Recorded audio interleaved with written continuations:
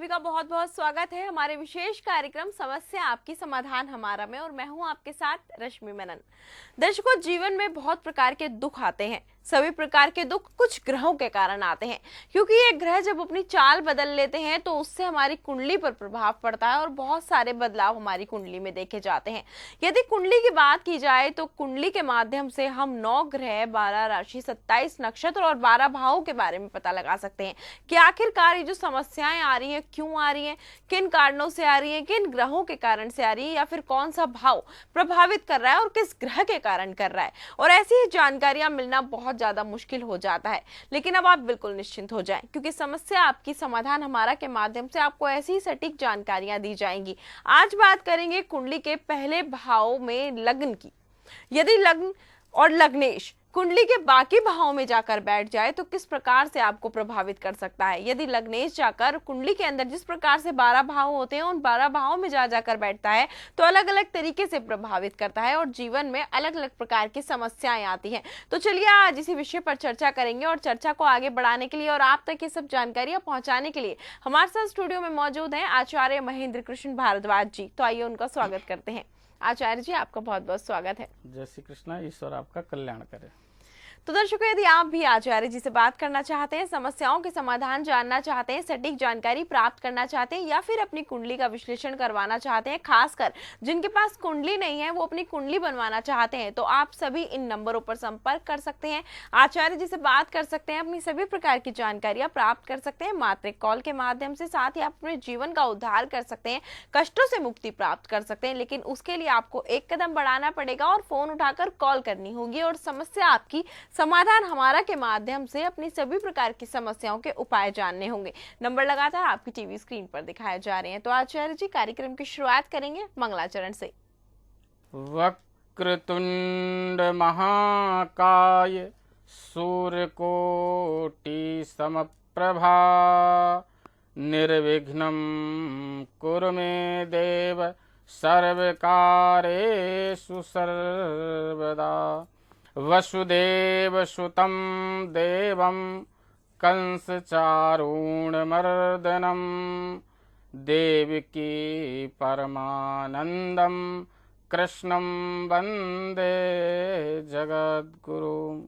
वसुदेव नंदन भगवान श्री कृष्ण को प्रणाम करते हुए प्रिय दर्शकों, समस्या आपकी समाधान हमारा इस कार्यक्रम में आप सभी दर्शकों का हार्दिक अभिनंदन, हार्दिक स्वागत।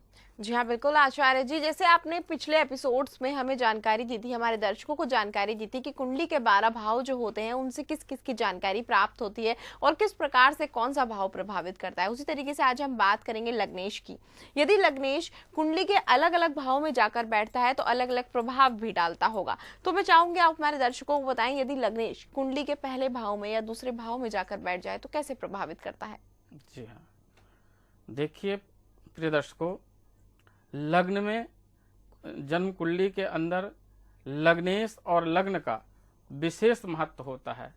यदि व्यक्ति की लग्न मजबूत है, सुदृढ़ है और लग्नेश अच्छी स्थिति में बैठा है तो जीवन में व्यक्ति को बहुत ही सफल बनाता है।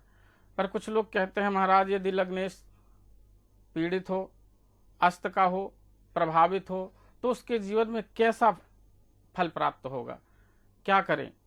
तो कहते हैं कि देखिए, लग्न का एक विशेष सूत्र होता है कि लग्नेश जहां भी बैठेगा, जिस राशि में बैठेगा या जिस भाव में बैठेगा उस भाव की ये वृद्धि करता है। इसलिए मुख्यतः मैंने बहुत सारी कुंडलियां देखी हैं लोगों की, जिनमें से बहुत सारे ग्रह प्रभावशाली हैं लेकिन उनका लग्नेश कमजोर है या लग्न उनकी कमजोर है, तो जो फल उन्हें प्राप्त होना चाहिए वो फल उन्हें नहीं मिलता है। इसलिए प्रिय दर्शकों, सबसे पहले हमें कुंडली के अंदर ये देखना चाहिए कि हमारी लग्न कैसी है और हमारा लग्नेश कैसा है। यदि मृत है, अस्त है, कमजोर है तो लग्न के जो लग्नाधिपति हैं, जो उनके स्वामी हैं, उनकी आराधना करना चाहिए। उससे लग्नेश जो है ताकतवर, शक्तिशाली, पावरफुल हो जाता है और फिर वह अच्छे प्रभाव देने लगता है। जैसे मान लो कुंडली के प्रथम भाव में एक संख्या लिखी है तो उसका मतलब हो गया मेष राशि। तो मेष राशि के स्वामी हो गए मंगल। अब मंगल के अधिपति इष्ट माने गए हैं हनुमान जी महाराज। तो हमें हनुमान जी महाराज की आराधना करना चाहिए, हनुमान जी की सेवा पूजा पाठ करना चाहिए, उनके नाम का जप तप या मंगल से संबंधी कुछ वस्तुएं जैसे मसूर की दाल गुड़ इत्यादि है उनका दान करना चाहिए। ऐसा करने से वो लग्नेश हमारा मजबूत हो जाएगा। इसी तरह 2 संख्या है या 3 है 4 है, तो जो उनकी राशि स्वामी बनती हैं, जो उनके ग्रह बनते हैं, उनके ग्रह के जो लग्नाधिपति के जो स्वामी बनते हैं, उस इष्ट की हमें आराधना या दान करना चाहिए। इस तरह कहते हैं यदि लग्न में लग्नेश स्वाग्रही अपने घर में ही विराजमान हो जाए तो कैसा फल कुंडली में देगा। तो कहते हैं ऐसा व्यक्ति बड़ा ही प्रभावशाली होता है, बड़ा ही ज्ञानवान होता है और व्यक्तित्व इसका इतना अच्छा होता है कि वह अपने व्यक्तित्व के प्रभाव से समाज के किसी भी व्यक्ति को अपनी ओर प्रभावित करके अपने ज्ञान बुद्धि और विवेक के द्वारा वो जीवन में धन ऐश्वर्य एकत्र करता है और जीवन में उसे सफलता मिलती है। ऐसा व्यक्ति बड़ा ही कामयाब होता है। इसी तरह यदि लग्नेश दूसरे भाव में यानी धन भाव में जाकर के विराजमान हो जाए, ऐसे व्यक्ति की वाणी बड़ी मधुर होती है, बड़ी प्रिय होती है। ऐसा व्यक्ति अपनी वाणी की मधुरता के द्वारा, अपने मीठे शब्दों के द्वारा संसार के समस्त लोगों को, प्राणियों को अपनी वाणी से प्रभावित करते हैं। पैतृक संपत्ति धन धान्य को एकत्रित करते हैं, पैतृक संपत्ति से जो है वो संपन्न होते हैं। ऐसे लोगों को कुटुंब के परिवार वालों का बड़ा ही अच्छा सहयोग मिलता है और ये दीर्घजीवी होते हैं। इसी तरह यदि लग्नेश तृतीय भाव में कुंडली के पराक्रम भाव में जाकर के विराजमान हो जाए तो ऐसा व्यक्ति बड़ा ही साहसी, वीर, गंभीर और अपनी धैर्यता और अपनी वीरता से संसार में मान प्रतिष्ठा को प्राप्त करता है, धन ऐश्वर्य को प्राप्त करता है और अपने भाई बहनों के सहयोग से वह धन प्राप्त करता है। इसी तरह यदि लग्नेश चतुर्थ भाव में जाकर के बैठ जाएं तो यह माता का स्थान होता है, सुख का स्थान होता है। स्व उपार्जन अपने द्वारा स्वयं मेहनत परिश्रम करके धन एकत्र कर लेना, ये इसकी विशेषता होती है। तो कहते हैं यदि चौथे भाव में लग्न का स्वामी लग्नेश आकर के विराजमान होगा तो ऐसा व्यक्ति माता का अति प्रिय होगा। पिता की संपत्ति, क्योंकि इसका संबंध 10वें भाव में 7वीं दृष्टि पहुंचती है, तो पिता के द्वारा पैतृक संपत्ति को प्राप्त करने वाला होगा। और कहते हैं यह अपने बल पर भूमि, वाहन, भवन, इन सब कार्यों को, इन सभी संसाधनों को प्राप्त करने के लिए यह दिन रात निरंतर प्रयत्नशील होता है और इसे स्वयं के द्वारा ये चीजें अर्जित होती हैं। इसी तरह यदि व्यक्ति के किसी भी जातक की कुंडली में पंचम भाव में जाकर के लग्नेश विराजमान हो जाए तो ऐसा व्यक्ति बड़ा ही बुद्धिमान, चतुर, बाल्यावस्था से ही शिक्षा इसको बहुत अच्छी प्राप्त होती है और जैसे जैसे करके यह आगे बड़ा होता है, संततिवान हो जाता है, इसके संबंध समाज के प्रति बड़े अच्छे होते हैं। यह ज्ञानी होता है, चतुर होता है, बुद्धिमान होता है और अथक मेहनत और परिश्रम करने वाला होता है। इसी तरह यदि लग्नेश जातक की कुंडली में 6वें भाव में जाकर के विराजमान हो जाए तो ये होता है ऋण, रिपु और शत्रु का भाव। ऐसा व्यक्ति शत्रुओं को पराजित करने वाला, मान मर्दन करने वाला होता है और बड़ा ही शक्तिशाली, प्रभावशाली होता है। यह व्यक्ति, ऐसा जातक जीवन में बहुत सारा ऋण लेकर के अपने जीवन को सफल बनाता है। ऋण से ही व्यापार करके अपनी स्वयं की जो पूंजी होती है, संपत्ति होती है, उसको सेव करके रखते हैं और ऋण लेकर के और व्यापार करते हैं। उस व्यापार से अपने जीवन में अपार सफलता को प्राप्त करते हैं। कहते हैं यहाँ पर लग्नेश व्यक्ति को निरोगी काया देता है, लेकिन ऐसा व्यक्ति सब कुछ करने के बाद एन केन प्रकारेण किसी भी प्रकार से हमें धन मिले, ये सारे प्रयत्न तो करता है, लेकिन कहते हैं ऐसे व्यक्तियों के भाव में, छठवें भाव में यदि लग्नेश विराजमान होता है तो कहते हैं अवनामक योग बनता है। तो इनको स्वयं की जीविकोपार्जन के लिए बड़ा ही मेहनत परिश्रम करना पड़ता है। इस तरह कुल मिलाकर के 6 भावों का मैंने विश्लेषण किया। आगे अगर सप्तम भाव में कहते हैं कि यदि लग्नेश सप्तम भाव में कुंडली के विराजमान हो जाए तो क्या प्रभाव होगा। तो सप्तम भाव होता है पति पत्नी का, व्यापार का। ये हमारे जिंदगी का यहाँ से दूसरा पड़ाव प्रारंभ होता है। जैसे चौथे से चौथा भाव सुख का होता है, इसी तरह सप्तम भाव पति पत्नी का होता है। यहाँ से जिंदगी का दूसरा अध्याय शुरू होता है। यहीं से व्यक्ति जीवन के दूसरे पड़ाव को शुरू करके अंत के चरम सीमा अंत तक पहुंचता है। कहते हैं ऐसे जातक जिसके जातक के सप्तम भाव में लग्नेश विराजमान होता है, ऐसा व्यक्ति की पत्नी बड़ी ही सुशील, सभ्य, ज्ञानवान, सुंदर और शुभ आचरण वाली होती है जी।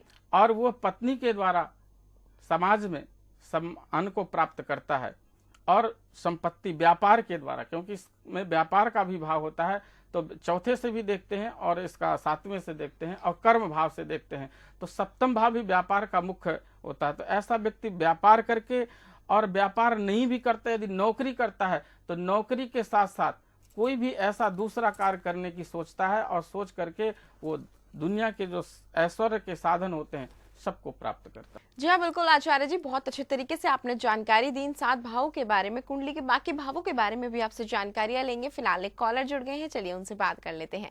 स्वागत है आपका कार्यक्रम में, नाम बता दें अपना। नमस्कार मैडम, मेरा नाम लाक्षी है। हाँ नमस्कार लाक्षी जी, किसके बारे में जानना चाहती हैं?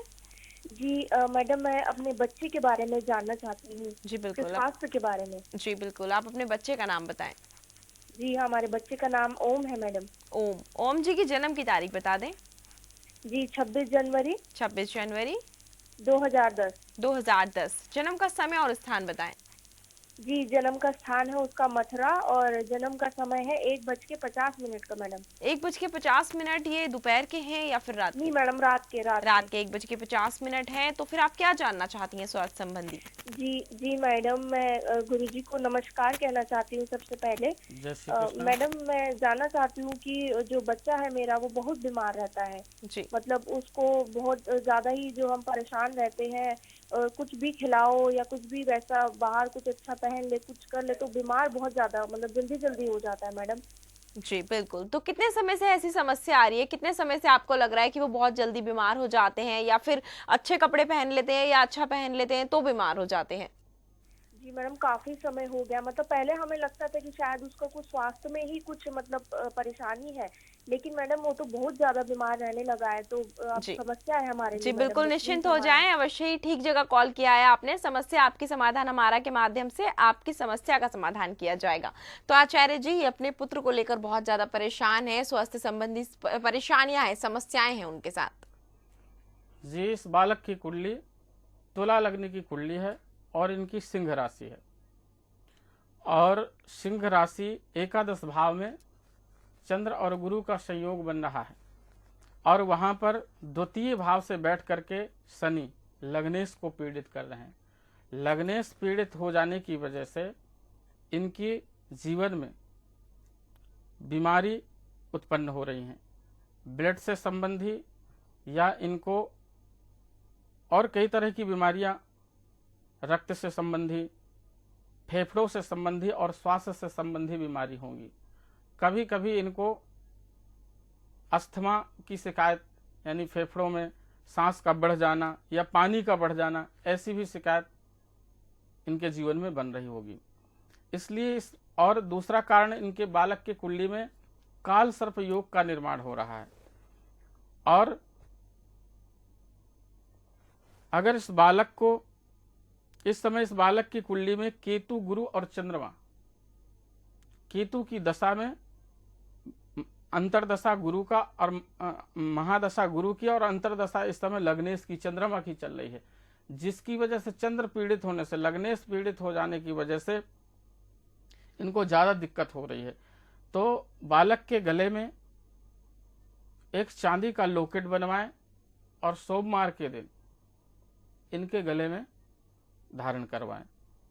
इसके पश्चात कुछ हरी चीज़ों का लेकर के दान करवाएं। गणेश जी के मंदिर में लेकर के जाएं बालक को, और हरी सब्जियां जैसे मूली है, पालक है, धनिया है, या हरी साबुत मूंग है, हरे कपड़े में बांध करके भगवान श्री गणेश जी में चढ़ाएं। और इस बालक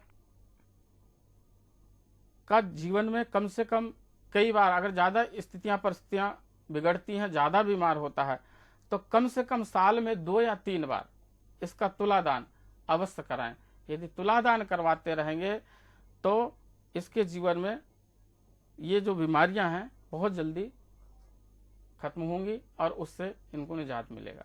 ज़्यादा कुछ जानकारी प्राप्त करने के लिए आप हमारे दिए गए नंबरों पर संपर्क करें।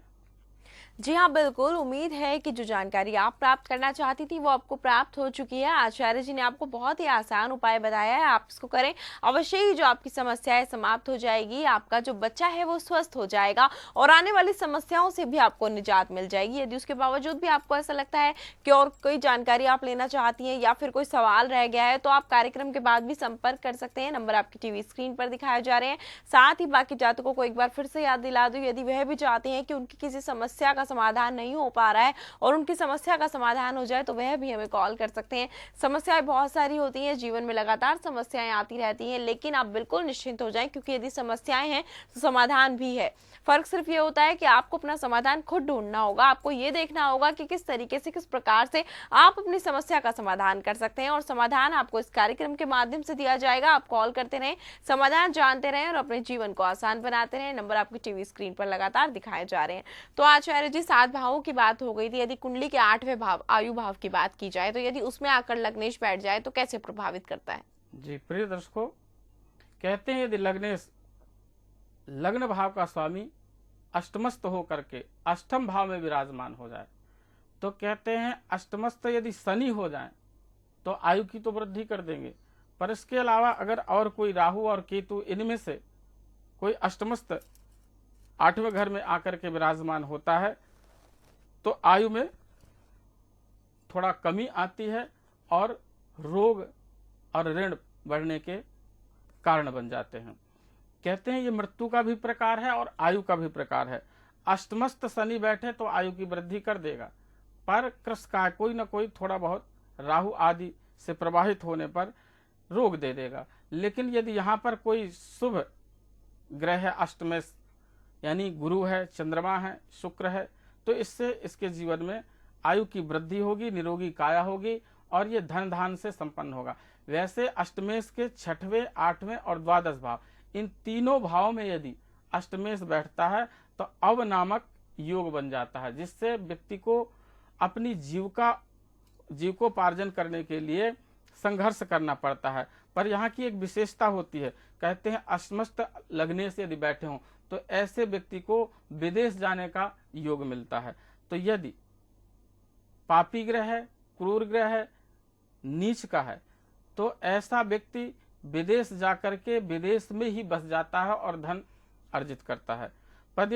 पर यदि शुभ ग्रह है, जैसे है गुरु, चंद्रमा, शुक्र है, बुध है, तो ये क्या करते हैं, ऐसे ग्रह यदि अष्टमस्थ होकर के अष्टम भाव में बैठते हैं तो जातक विदेश में जाकर के धन तो कमाता है, लेकिन वहां को छोड़ करके कुछ दिन बाद अपनी ही जन्मभूमि में आकर के वह कार्य और व्यापार करता है। इसी तरह कहते हैं कुंडली के 9 भाव में यदि लग्नेश आकर के विराजमान हो तो कहते हैं ऐसा व्यक्ति बड़ा ही धर्मवान, बड़ा ही ज्ञानवान, बड़ा ही विवेकशील, पुण्यशील, धर्मात्मा, ज्ञानी, समाज में ऐसे लोग बड़े पूजित होते हैं। ऐसे लोगों को समाज में बड़ा ही सम्मान मिलता है और पैसे रुपए की इनके जीवन में किसी चीज की कमी नहीं होती, क्योंकि इसको कहते हैं भाग्य भाव।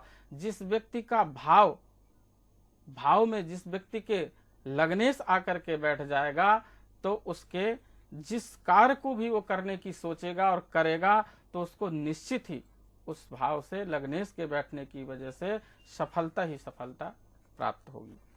जी। इसी तरह कहते हैं कुंडली की यदि दशम भाव में, कर्म भाव में जी। आकर के लग्नेश विराजमान हो जाएं, तो ऐसे जातक जो होते हैं कर्म पर अधिक विश्वास करने वाले, दिन रात निरंतर कर्म करने वाले, और राज्य के जो कार्य होते हैं, जैसे सरकार के द्वारा जो भी कार्य होते हैं, उनमें ये बड़े ही निपुण और दक्ष होते हैं। इनकी पैठ, इनकी पकड़ बड़े बड़े मंत्री, मिनिस्टर लोगों से होती है। ये राज्य सरकार के द्वारा सम्मानित होते हैं और ये धन इकट्ठा करते हैं। पिता के द्वारा इनको पैतृक संपत्ति मिलती है और ये बड़े ही ज्ञानवान, धीरवान और बड़े ही साहसी व्यक्ति होते हैं। जी। इसी तरह जी हाँ, बिल्कुल बिल्कुल आचार्य जी, आपने जिस तरीके से अभी ये 10 भावों की जानकारी हमारे दर्शकों को दी है, और भी जो 2 भाव बचे हैं उनकी भी आपसे जानकारियां लेंगे, चर्चा को लगातार जारी रखेंगे। फिलहाल एक कॉलर जुड़ गए हैं, चलिए उनसे बात कर लेते हैं। स्वागत है आपका कार्यक्रम में, नाम बता दें अपना। मैडम मेरा नाम शिवाकांत है। जी शिवाकांत जी, आप किसके बारे में जानना चाहते हैं? मुझे अपने बारे में ही जानना था मैडम। अपने बारे में जानना था। अपनी डिटेल्स बता दें, जन्म की तारीख, जन्म का समय और जन्म स्थान बताएं। मेरी जन्म की तारीख है 28 जुलाई 1980। 28 जुलाई और 1980। हाँ, जन्म का समय बताएं। समय सुबह के 6 बज के है, 6 बजे मेरठ का। सुबह के 6 बजे मेरठ का जन्म है आपका। आप क्या जानना चाहते हैं, सवाल पूछ सकते हैं अपना।